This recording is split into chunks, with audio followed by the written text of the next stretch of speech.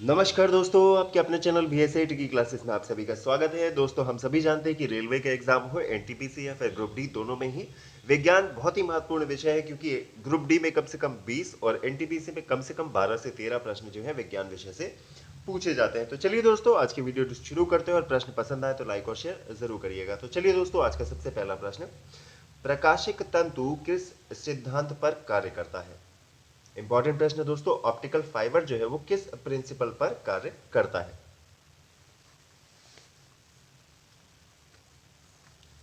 जी दोस्तों, बिल्कुल ठीक है। अगर हम बात करें तो हमारी क्वाड कांच होती है, तो क्वाड कांच के बहुत लंबे और पतले हजारों रेशों से बना प्रकाशिक तंतु जो है पूर्ण आंतरिक परावर्तन पर आधारित एक ऐसी युक्ति है जिसके द्वारा प्रकाश संकेतों को एक स्थान से दूसरे स्थान तक बिना ऊर्जा क्षय के स्थानांतरित किया जाता है। ऑप्शन नंबर बी इस प्रश्न के लिए बिल्कुल राइट ऑप्शन हो जाएगा। टोटल इंटरनल रिफ्लेक्शन, पूर्ण आंतरिक परावर्तन, ऑप्शन नंबर बी जिन्होंने भी बताया राइट ऑप्शन हो जाएगा। चलिए दोस्तों, अगला प्रश्न देखते हैं।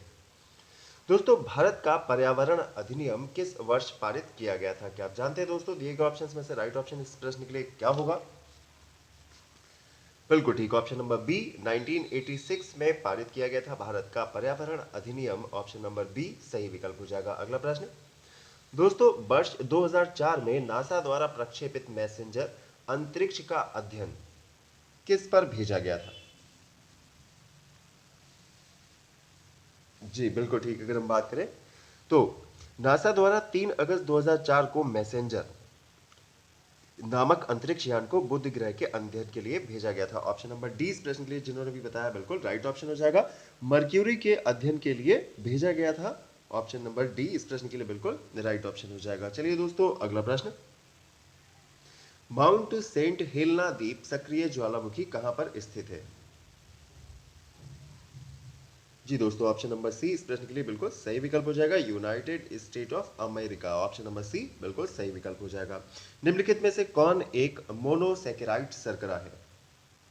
जी दोस्तों, कौन एक मोनोसैकेराइड शर्करा दिए गए ऑप्शंस में से होगी? बिल्कुल ठीक दोस्तों, दिए गए ऑप्शंस में से जिन्होंने भी बताया ऑप्शन नंबर बी इस प्रश्न के लिए बिल्कुल राइट ऑप्शन हो जाएगा।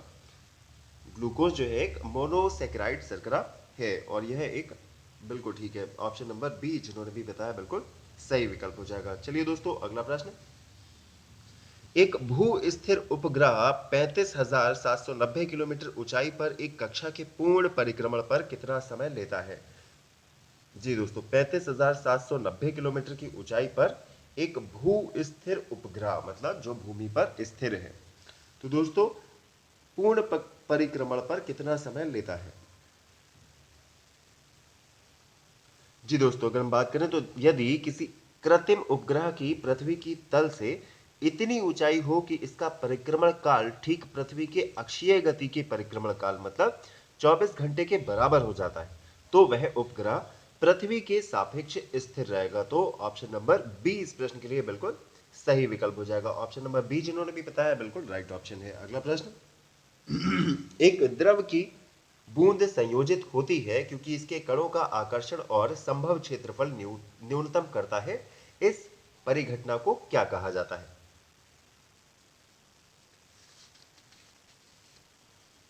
जी दोस्तों, अगर हम बात करें इस प्रश्न की तो द्रव के अंदर के अणु संसंजक बल के कारण अपने पड़ोसी अणुओं के द्वारा आकर्षित होता है। तो द्रव की ऊपरी सतह स्वतंत्र होती है जिसे स्वतंत्र पृष्ठ तनाव कहा जाता है। ऑप्शन नंबर ए इस प्रश्न के लिए जिन्होंने भी बताया सरफेस टेंशन पृष्ठ तनाव हो जाएगा राइट ऑप्शन। चलिए दोस्तों, अगला प्रश्न देख लेते हैं। निम्नलिखित में से कौन देश विश्व का सबसे शक्तिशाली जियो स्पाई उपग्रह जियोफेन 4 का प्रक्षेपण किया है?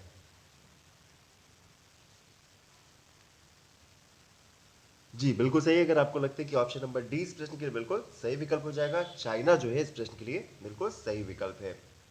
चलिए दोस्तों, अगला प्रश्न, दोस्तों भारत में बहुसौर प्रणाली दूरबीन युक्त भेदशाला का प्रयोग कहां किया गया था? बहुसौर प्रणाली दूरबीन युक्त भेदशाला का प्रयोग कहां किया गया था?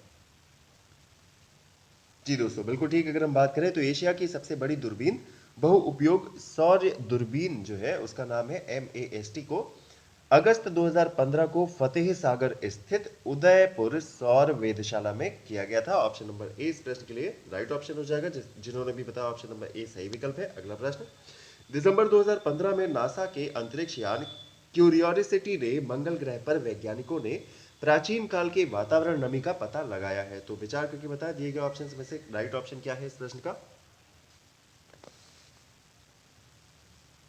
जी दोस्तों, बिल्कुल ठीक। अगर हम बात करें तो अमेरिकी अंतरिक्ष एजेंसी जिसका नाम है नासा, तो दोस्तों नासा ने मंगल ग्रह पर सिलिका का भंडार खोजा है। ऑप्शन नंबर सी इस प्रश्न के लिए राइट ऑप्शन हो जाएगा। वेरी गुड, जिन्होंने भी बताया ऑप्शन नंबर सी सही विकल्प है। अगला प्रश्न, इलेक्ट्रॉन की खोज किसने की।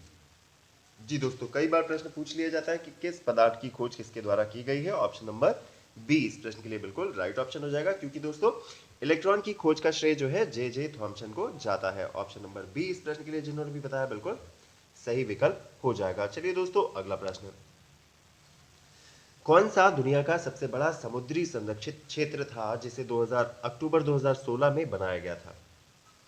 जी, समुद्री संरक्षित क्षेत्र बात करें अगर इस प्रश्न की, तो जिन्होंने भी बताया ऑप्शन नंबर सी अंटार्कटिका हो जाएगा राइट ऑप्शन। अगला प्रश्न, निम्नलिखित में से कौन उपकरण विभव कील से एक विद्युत उपकरण की रचना संरक्षित करता है।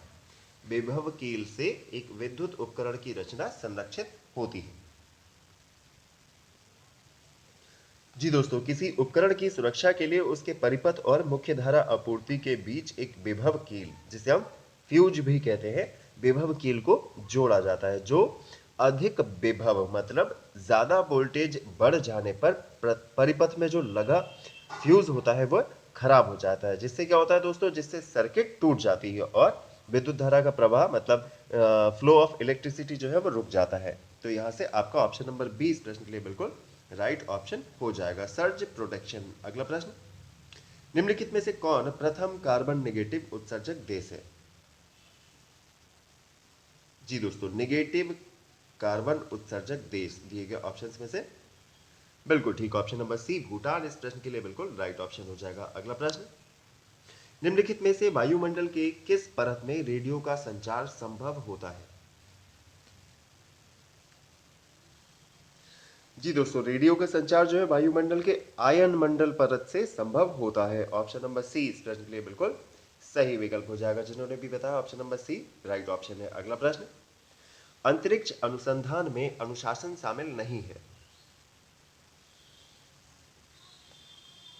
जी दोस्तों, बात करें अगर इस प्रश्न की, तो दिए गए ऑप्शंस में से जिन्होंने भी बताया इस प्रश्न के लिए ऑप्शन नंबर ए बिल्कुल राइट ऑप्शन हो जाएगा। मानव संस्कृति जो है इस प्रश्न के लिए बिल्कुल सही विकल्प है। इसके अलावा फिजिक्स, बायोलॉजी और अर्थ साइंस यह तीनों ही अंतरिक्ष अनुसंधान की डिसिप्लिन के अंतर्गत शामिल हैं। चलिए दोस्तों, अगला प्रश्न, क्लोरोफ्लोरोकार्बन इनमें प्रयोग नहीं होता है।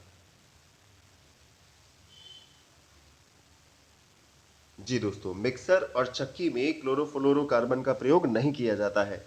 जबकि जब बात करें दोस्तों, तो रेफ्रिजरेटर, फ्रिज में, एसी में और पैकिंग सामग्री में इसका प्रयोग जो है वो होता है। ऑप्शन नंबर बी इस प्रश्न के लिए सही विकल्प हो जाएगा। चलिए दोस्तों, अगला प्रश्न, विज्ञान में कौन सा नियम मिश्रण के गुणों का पालन नहीं करता है।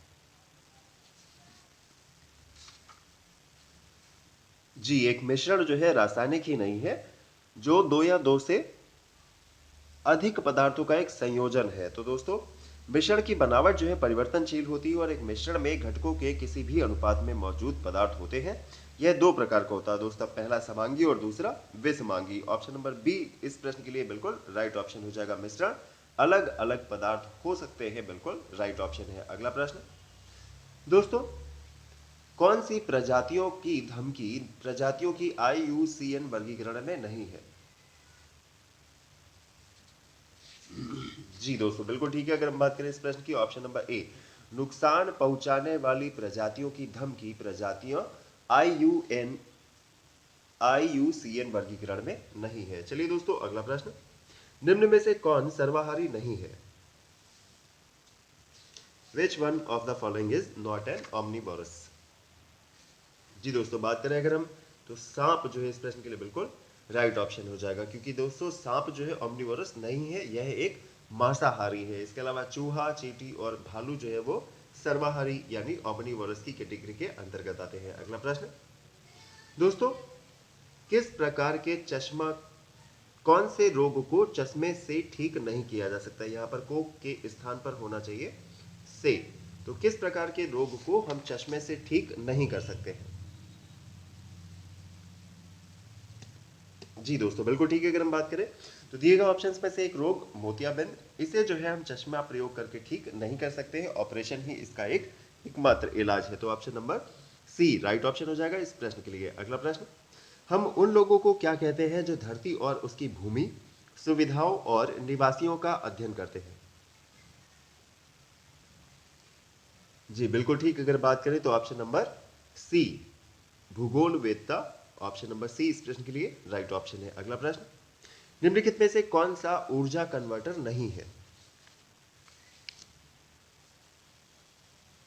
बिल्कुल ठीक। अगर हम बात करें तो सोलर पैनल, स्टीम इंजन और बिजली लोहा, यह तीनों ही ऊर्जा कन्वर्टर के अंतर्गत आते हैं। Option number C plain glass, सादा गिलास जो है वह ऊर्जा कन्वर्टर के अंतर्गत नहीं आएगा। अगला प्रश्न, निम्न में से किस राज्य में भारतीय हाथी नहीं पाए जाते हैं? तो दोस्तों जीके का प्रश्न है, बाय मिस्टेक यहाँ पर आ गया।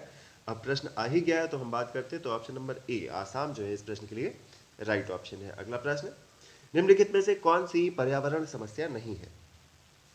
जी दोस्तों, अनुवांशिक संशोधन खाद्य पदार्थ, वृक्षारोपण, अम्लीय वर्षा और जैव विविधता का नुकसान। तो दिए गए विकल्पों में से कौन सी पर्यावरण समस्या नहीं है? जी बिल्कुल ठीक। अगर हम बात करें तो वृक्षारोपण जो है वो किसी भी रूप से पर्यावरण की समस्या नहीं है, क्योंकि यह तो पर्यावरण के लिए फायदेमंद चीज हो जाएगी। तो ऑप्शन नंबर बी इस प्रश्न के लिए सही विकल्प हो जाएगा। अगला प्रश्न, हवा में गति से अधिक गति रिक्त स्थान रूप में जाना जाता है। तो दोस्तों, हवा में गति से अधिक जो गति होती है उसे हम, बिल्कुल ठीक, हवा की गति से अधिक गति को हम सुपरसोनिक के रूप में जानते हैं। ऑप्शन नंबर ए इस प्रश्न के लिए राइट ऑप्शन हो जाएगा। जिन्होंने भी ऑप्शन नंबर ए बताया है सही विकल्प है। अगला प्रश्न, निम्न में से कौन सा इलेक्ट्रोमैग्नेटिक के बारे में सत्य नहीं है? Which one is not true with electromagnets? जी दोस्तों, बिल्कुल ठीक है। अगर हम बात करें तो इलेक्ट्रोमैग्नेटिक का ध्रुवीकरण नहीं किया जा सकता है। ऑप्शन नंबर सी जिन्होंने भी बताया बिल्कुल सही विकल्प हो जाएगा। इसके अलावा यह अस्थायी चुंबक है, सही बात है। इसकी क्षमता इसके पोल के बीच के साथ भिन्न होती है और इसकी क्षमता को बदला जा सकता है। तो ये तीनों ही कथन इलेक्ट्रोमैग्नेटिक्स के बारे में सही है। ध्रुवीकरण नहीं किया जा सकता, तो option number C right option है। अगला प्रश्न, निम्न में से कौन सा गैर खाद्य फसल है, नॉन फूड क्रॉप है? जी दोस्तों, बिल्कुल ठीक। अगर हम बात करें तो ऑप्शन नंबर ए इस प्रश्न के लिए बिल्कुल राइट ऑप्शन हो जाएगा, फाइबर फसलें। दोस्तों, फाइबर फसलों की बात करें तो इनके तंतुओं के लिए उगाई जाने वाली फसल होती है, क्योंकि इनके तंतु जो है वो प्रयोग में लाए जाते हैं और जो परंपरागत रूप से किसके लिए, कागज है, कपड़ा है और रस्सी बनाने के लिए इस्तेमाल किए जाते हैं। जैसे अगर हम बात करें दोस्तों तो आपका जूट है या फिर कपास है, वह फाइबर फसलों के अंतर्गत आते हैं और यह जो है नॉन फूड क्रॉप के अंतर्गत भी आते हैं। अगला प्रश्न, वनस्पतियों और जीवों का उल्लेख है, तो दोस्तों क्या है? बिल्कुल ठीक, ऑप्शन नंबर सी पौधों और जानवरों, बिल्कुल सही विकल्प हो जाएगा इस प्रश्न के लिए। अगला प्रश्न, सामान्य पदार्थों के भौतिक अवस्था में शामिल नहीं है कौन से पदार्थ?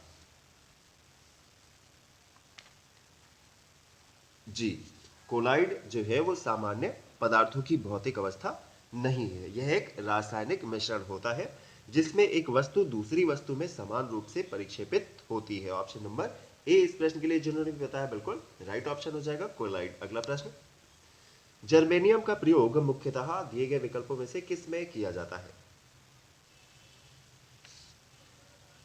जी दोस्तों, अर्धचालक में किया जाता है। ऑप्शन नंबर बी इस प्रश्न के लिए जिन्होंने भी बताया बिल्कुल सही विकल्प हो जाएगा, सेमीकंडक्टर। अगला प्रश्न, दोस्तों जिस प्रकार ताप जो है संबंधित है शीतल से, उसी प्रकार दिए गए विकल्पों में कौन सही ऑप्शन होगा हमारा इस प्रश्न के लिए? जी दोस्तों, बिल्कुल ठीक है। अगर हम बात करें तो जिस प्रकार ताप का संबंध है शीतलता से, उसी प्रकार हमारा ऑप्शन नंबर बी पतले का संबंध हो जाएगा मोटे से। तो ऑप्शन नंबर बी इस प्रश्न के लिए सही विकल्प है। अगला प्रश्न, किसी पदार्थ में उसकी उपस्थिति के कारण वह विद्युत का सुचालक बनता है। किसकी उपस्थिति के कारण दोस्तों कोई पदार्थ जो है वो विद्युत का कुचालक या फिर सुचालक बन जाता है? जी दोस्तों, इलेक्ट्रॉन की उपस्थिति के कारण कोई पदार्थ जो है विद्युत का सुचालक बन जाता है। ऑप्शन नंबर सी इस प्रश्न के लिए सही विकल्प हो जाएगा। वेरी गुड जिन्होंने भी बताया ऑप्शन नंबर सी। दो माध्यमों के मध्य सीमा पर प्रकाश के मुड़ने की घटना किसके प्रभाव से होती है?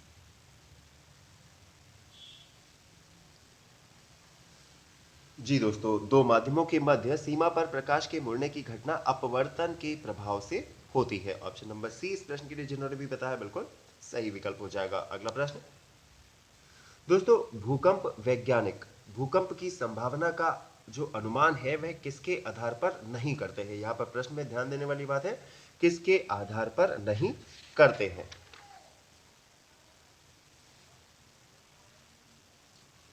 जी दोस्तों, बिल्कुल ठीक। अगर हम बात करें तो पृथ्वी के भीतर प्लेटों की हलचल के आधार पर करते हैं, सही बात है।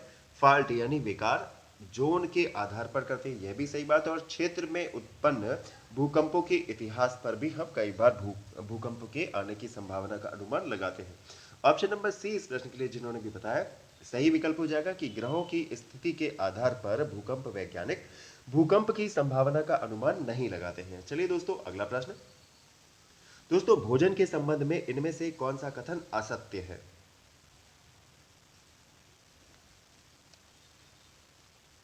जी दोस्तों, बिल्कुल ठीक है। अगर हम बात करें तो ऑप्शन नंबर ए जो है इस प्रश्न के लिए बिल्कुल राइट ऑप्शन हो जाएगा। यह एक अजैविक पदार्थ है। ऑप्शन नंबर ए इस प्रश्न के लिए बिल्कुल राइट ऑप्शन हो जाएगा, क्योंकि दोस्तों यह एक जैविक पदार्थ होता है और हमें ऊर्जा प्रदान करता है। और भोजन की क्रिया कैसी होती है? रासायनिक क्रिया होती है, इसीलिए हमारा ऑप्शन नंबर ए इस प्रश्न के लिए बिल्कुल राइट ऑप्शन है। चलिए दोस्तों, अगला प्रश्न दोस्तों, इसरो की वाणिज्यिक तथा विपणन शाखा कहाँ स्थित है? जी दोस्तों, इंडियन स्पेस रिसर्च ऑर्गेनाइजेशन की जो हमारी कमर्शियल और बिल्कुल ठीक दिए गए ऑप्शन में से जिन्होंने भी बताया ऑप्शन नंबर ए बिल्कुल राइट ऑप्शन हो जाएगा। अंतरिक्ष कारपोरेशन लिमिटेड बिल्कुल सही विकल्प हो जाएगा। अगला प्रश्न इनमें से किस झील का निर्माण दक्कन के बोसाल्टिक चट्टानों पर बड़े उल्का पिंड के गिरने के प्रभाव से हुआ था? ऑप्शन नंबर ए लोनार झील का निर्माण, ऑप्शन नंबर ए सही विकल्प हो जाएगा। अगला प्रश्न देखते हैं दोस्तों, इनमें से कौन विद्युत का काफी अच्छा चालक है? दोस्तों अगर हम बात करें तो ग्रेफाइट, ऑप्शन नंबर सी जो दे रखा है, ग्रेफाइट जो है विद्युत का काफी अच्छा चालक है। ऑप्शन नंबर सी सही विकल्प है। अगला प्रश्न वस्तु के प्रतिबिंब की ऊंचाई से वस्तु की ऊंचाई का अनुपात क्या कहलाता है?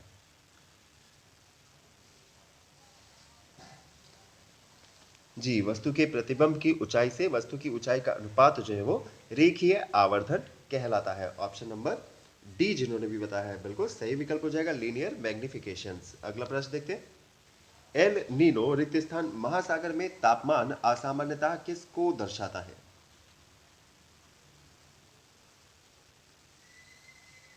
जी दोस्तों, एल नीनो जलधारा प्रशांत महासागर में तापमान असामान्यता को दर्शाता है। तो दोस्तों यहां से आपको ऑप्शन नंबर बी जिन्होंने भी बताया बिल्कुल सही विकल्प हो जाएगा। वेरी गुड जिन्होंने भी बताया ऑप्शन नंबर बी। अगला प्रश्न दोस्तों, जिस प्रकार गौरैया का संबंध है दाने से, उसी प्रकार रेशम का कीड़ा के संबंध दिए गए विकल्पों में से किससे होगा?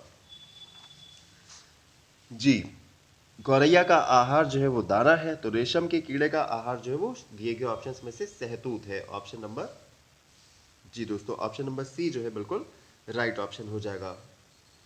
चलिए दोस्तों, अगला प्रश्न जड़त्व का नियम किसके द्वारा प्रतिपादित किया गया था? जी, इनर्शिया का नियम बिल्कुल ठीक। Option number A Isaac Newton के द्वारा प्रतिपादित किया गया था जड़त्व का नियम। ऑप्शन नंबर ए सही विकल्प है। अगला प्रश्न इसरो ने एस्ट्रोसेट नामक भारत के पहले समर्पित खगोल वैज्ञानिक उपग्रह मिशन का शुभारंभ कब किया था?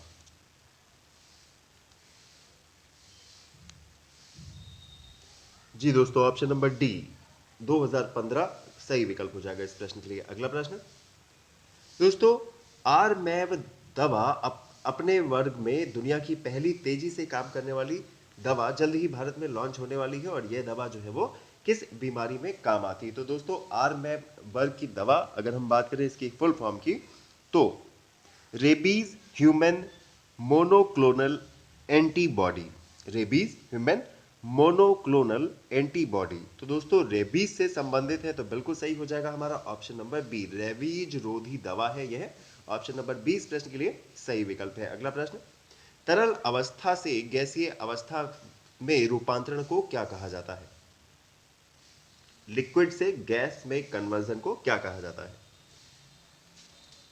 जी बिल्कुल ठीक, ऑप्शन नंबर सी इस प्रश्न के लिए बिल्कुल राइट ऑप्शन हो जाएगा, वाष्पीकरण। अगला प्रश्न, पृथ्वी के आकार की तुलना में निम्नलिखित में से सबसे बड़ा ग्रह कौन सा है? दोस्तों पृथ्वी के आकार की तुलना में बृहस्पति ग्रह जो है वो सबसे बड़ा है। ऑप्शन नंबर 20 प्रश्न के लिए जिन्होंने भी बताया बिल्कुल राइट ऑप्शन हो जाएगा। अगला प्रश्न, जेनेटिक इंजीनियरिंग के संबंध में भिन्न का पता लगाएं। तो दोस्तों कौन एक अलग है बाकी सबसे, अगर बात हो रही है वो जेनेटिक इंजीनियरिंग की।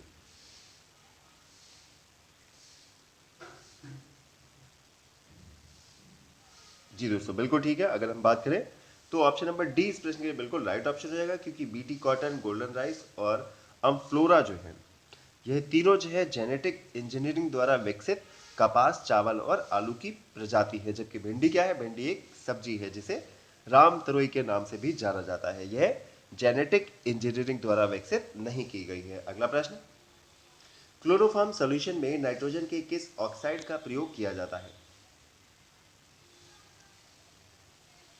Option number D, very good, nitrogen pentoxide. Option number D इस प्रश्न के लिए सही विकल्प है। अगला प्रश्न, किस प्रक्रिया के द्वारा आहार नली में भोजन जाता है? जी दोस्तों, भोजन में आहार नली में पहुंचाने की प्रक्रिया को हम क्या कहते हैं? अंतर्ग्रहण। ऑप्शन नंबर ए इस प्रश्न के लिए सही विकल्प है। अगला प्रश्न, परमाणु विखंडन की प्रक्रिया है। तो दोस्तों दिए गए ऑप्शंस में से कौन एक परमाणु विखंडन की प्रोसेस हो जाएगी? जी बिल्कुल सही, अगर हम बात करें तो परमाणु विखंडन की प्रक्रिया में एक भारी परमाणु टूटकर अपने उपखंड बनाता है। इसी विखंडन अभिक्रिया के आधार पर बहुत से परमाणु रिएक्टर या फिर परमाणु भट्टियां बनाई जाती हैं। ऑप्शन नंबर 20 प्रश्न के लिए बिल्कुल सही विकल्प हो जाएगा। अगला प्रश्न, दोस्तों टैक्सिकोलॉजी किसका अध्ययन है? जी, option number B, very good, जहर के अध्ययन को दोस्तों हम, जैसे हम टॉक्स कई सारी टॉक्सिक चीजें होती है तो यहां पर हम जहर के अध्ययन को टॉक्सिकोलॉजी कहते हैं। अगला प्रश्न, तो दोस्तों आज की वीडियो में बस इतना ही रखते हैं। अगर आपको वीडियो पसंद आई हो तो इसे लाइक और शेयर जरूर कीजिए, और ज्यादा जानकारी के लिए दोस्तों बने रहिए अपने चैनल BSc की क्लासेस पर। वीडियो को अंत तक देखने के लिए थैंक्स।